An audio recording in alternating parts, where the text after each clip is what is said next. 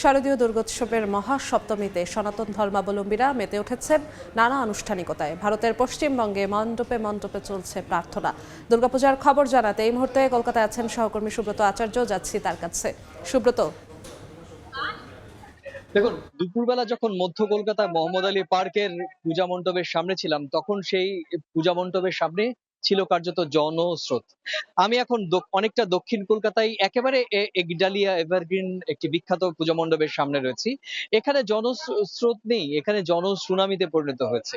আজকে সপ্তমী নাকি মহা অষ্টমী, সেটি কিন্তু এই ভিড় দেখে বোঝার উপায় নেই। সাধারণত আমরা এই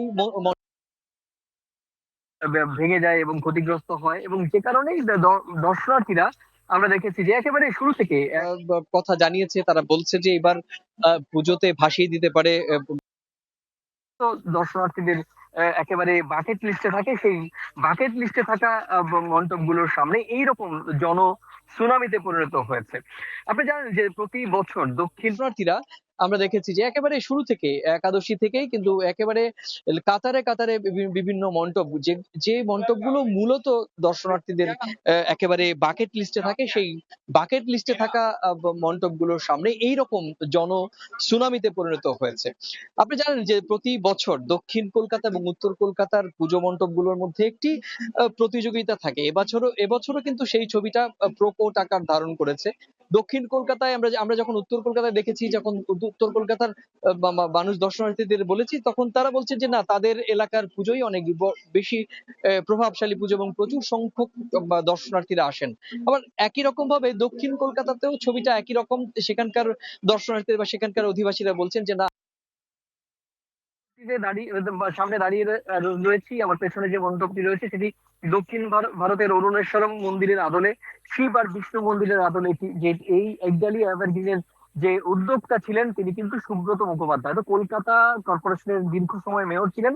2021 সালে তার প্রয়াণ ঘটে, এবং তারপরেও কিন্তু একই রকম ভাবে তার যে একডালিয়া এভারগ্রিনের ক্লাবের যে ঐতিহ্য, সেই ঐতিহ্য কিন্তু বহন করে নিয়েছেন 83তম বছরের পদার্পণ করে। শুধু তাই একডালিয়া নয়, এখানে চেতলা, অগ্রণী সংঘ, সুরুচি, এই বড় বড় ক্লাবের একেবারে বাকেট লিস্টের 1 থেকে 10 পর্যন্ত থাকা নামগুলো কিন্তু প্রভাবশালী নয় মন্ত্রী, নয় তৃণমূল নেতা, নয় তৃণমূল সংশ্লিষ্ট শাসক দলের সঙ্গে জড়িত এমন কেউ অধিকাংশ। সুতরাং দক্ষিণ কলকাতার এই পুজো মণ্ডপগুলোতে প্রচ্ছন্ন ভাবে রাজনৈতিক একটি প্রভাব থাকে।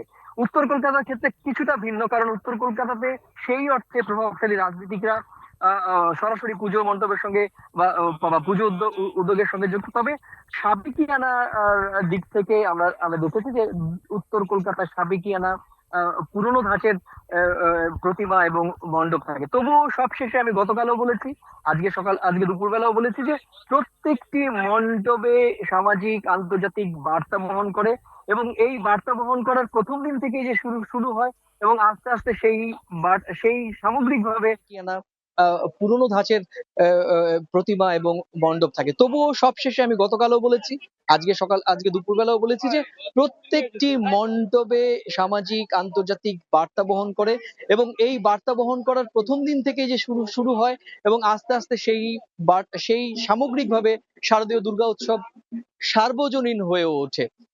আর এইভাবেই কিন্তু দক্ষিণ এবং উত্তর কলকাতার পুজো তার নিজস্ব যে